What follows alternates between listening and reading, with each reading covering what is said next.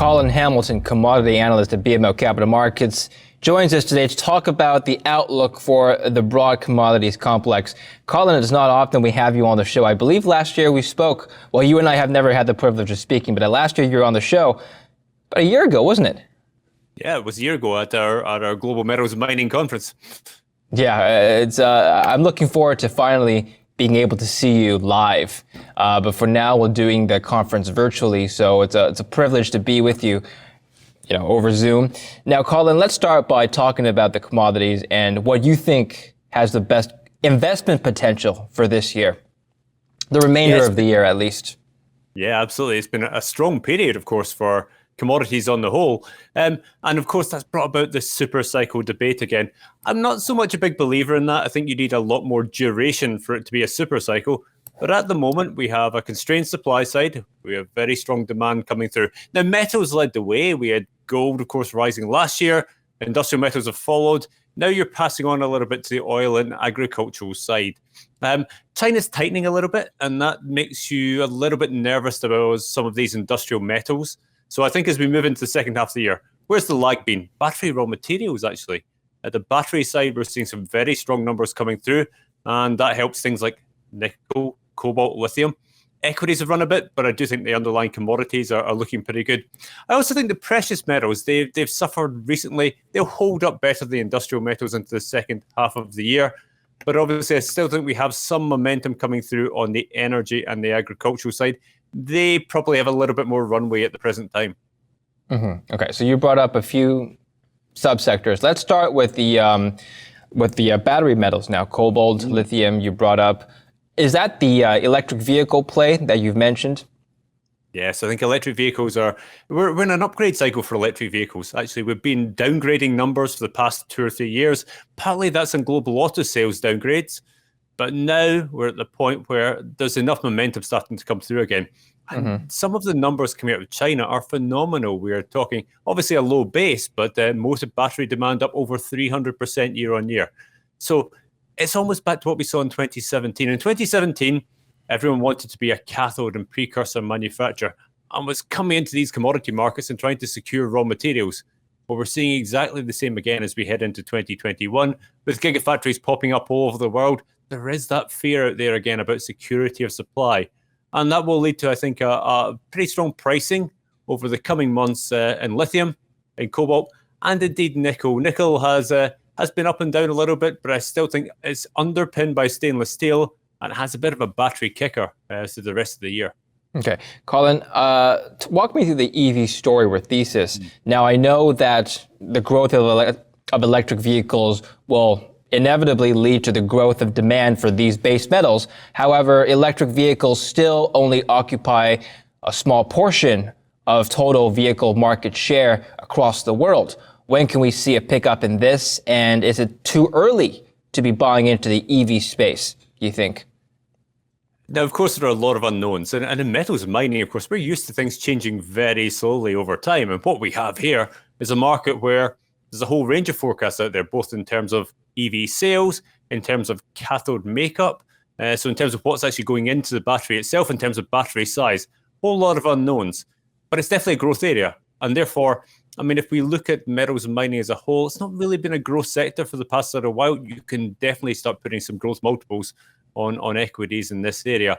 Is it too early? Well, I think there's enough critical mass there that the thematic is certainly coming through. And actually, for once, it wasn't China leading the way over the past 12 months. It's been Europe.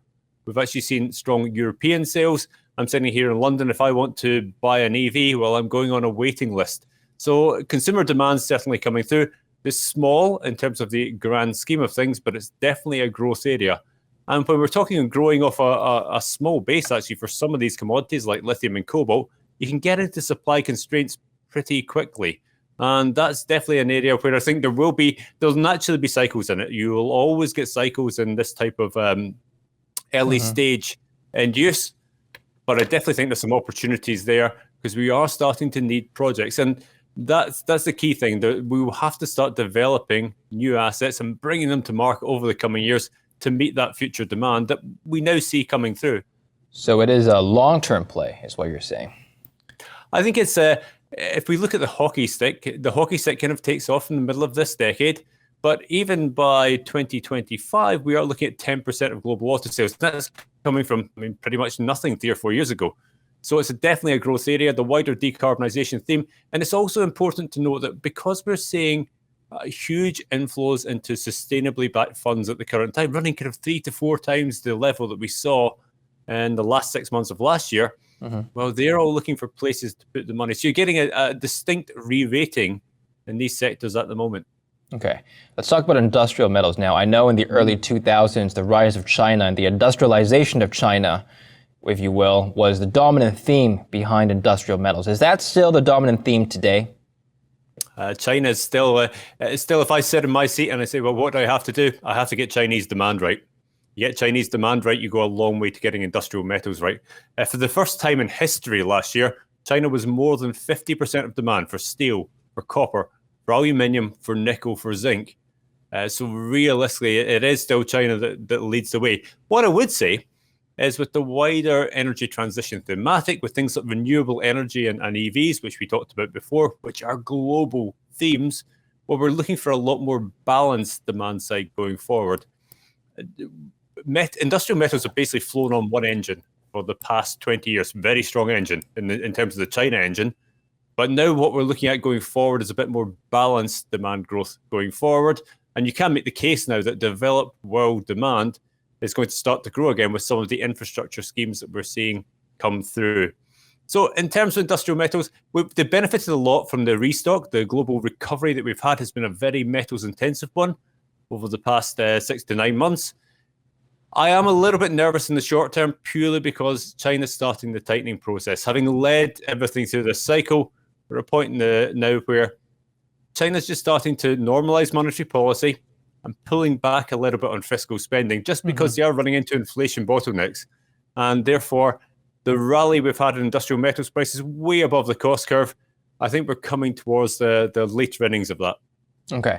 I'd like to just bring up something that happened in 2011 with gold, and I'll tie it back into industrial metals. Sure. As we saw gold rise to a peak in 2011, a lot of semiconductor and electronics companies that use gold in their chips began a process known as thrifting, whereby they reduced their input of gold and looked for substitutes in some cases. Could you see that happening with any of the industrial metals and perhaps the EV metals that you mentioned, if prices do rise?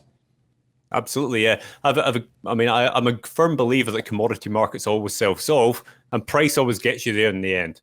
So when prices go up, naturally you look for alternatives. So you'll either encourage more supply or you'll destroy some demand. In the industrial metals at the moment, we've got a very strong copper price.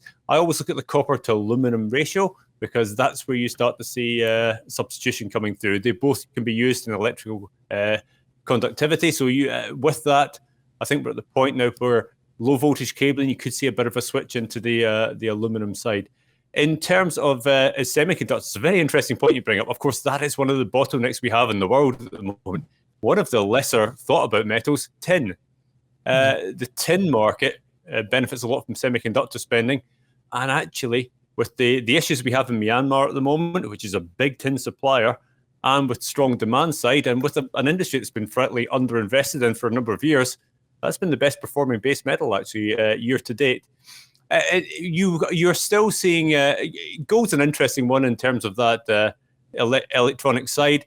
It often offers a pathway to the R&D for new technologies coming through, but eventually just owing to cost is drifted out. Silver is actually the natural beneficiary of that quite often.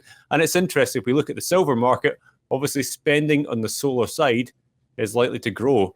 And while we're still thrifting silver actually out of solar panels, well, that's been more than offset by the increase in installation growth that we're seeing.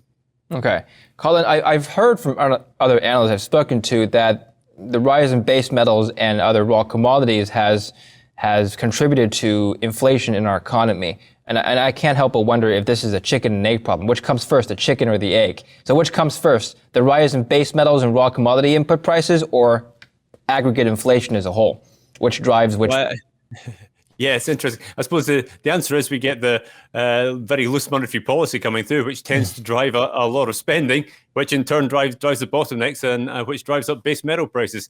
These things are always cyclical in their own way, but what you tend to find in the inflation indicators, actually, they tend to lag a little bit, and so metal prices will move up. Obviously, that gets passed through the OEM structures to the manufacturing chain, doesn't hit the end consumer, and when it does, it hits it with a little bit of a buffer. So you are actually seeing some of the manufacturing industry absorb the rise in metals in the short term. Many of them have hedged as well to try and offset some of the risk.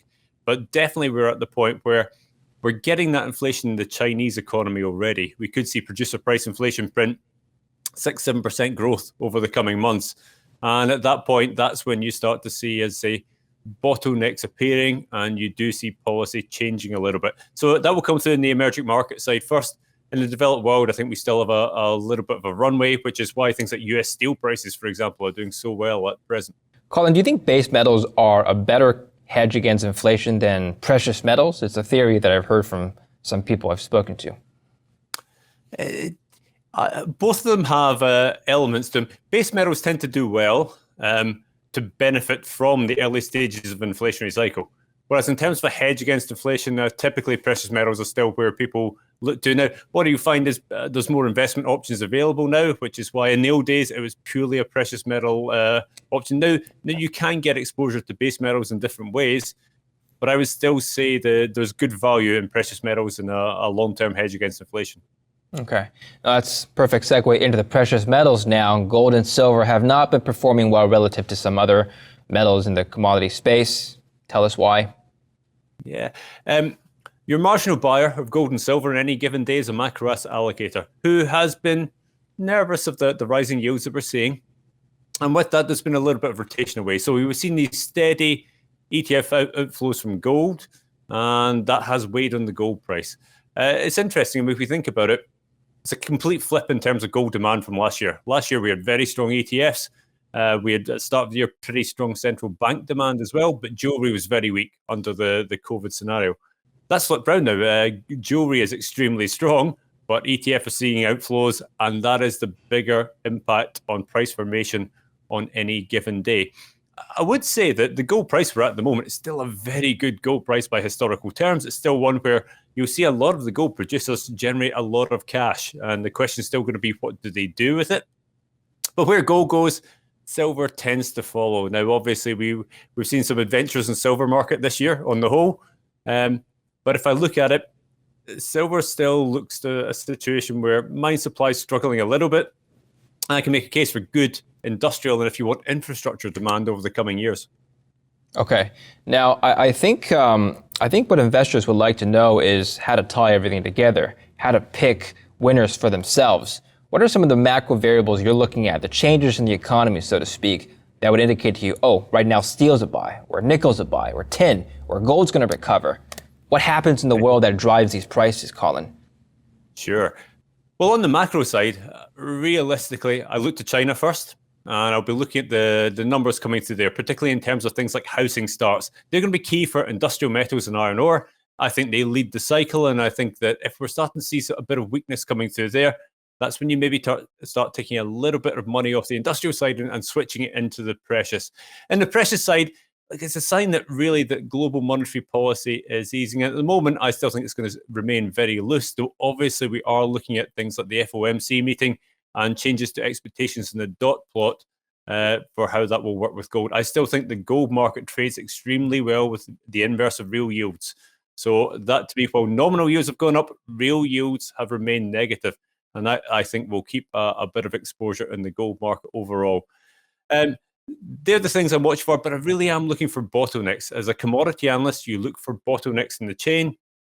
Just in the short term, inventories are very low in the manufacturing chain for steel in particular. US steel prices may have a little bit more duration at these exceptionally high levels at the moment than the market thinks, and that can lead to some good cyclical returns. And finally, you started by talking about super cycles. You say you don't really subscribe to that theory of everything climbing up together. Well, can something outperform the other then? Absolutely. And at the end of the day, fundamentals always drive commodity prices and always drive that commodity price differential. So if we're looking for a situation where constrained supply, strong demand growth, things will do well. And to me, although I'm not a believer in the super cycle, I am a believer that we're in a metals intensive part of the cycle at the current time. And I would also highlight, in terms of returns from the metals and mining industry as a whole, the cash generation at the producer level, and this could be a record year. So there's a lot of cash allocation potential coming back to shareholders in a number of these industries. Record year for what exactly, Colin? It's a record year for cash generation at the metals and mining level. Certainly in terms of sustainable through the cycle. We did see a couple of peaks before, of course, 2008 and 2011. But I think now if we look at it, the dividends that could be offered by these companies on a more sustainable basis and across some of the big commodities, iron ore, gold, copper, well, that is a very interesting thing from an investor standpoint. All right. Colin, thank you very much for coming on the show. I hope to speak to you again soon, and we'll dive a little deeper on some specific subsectors that we brought up. We went through the whole gamut today. Thank you very much. Thanks so much. And thank you for watching Kitco News. I'm David Lynn. Stay tuned for more.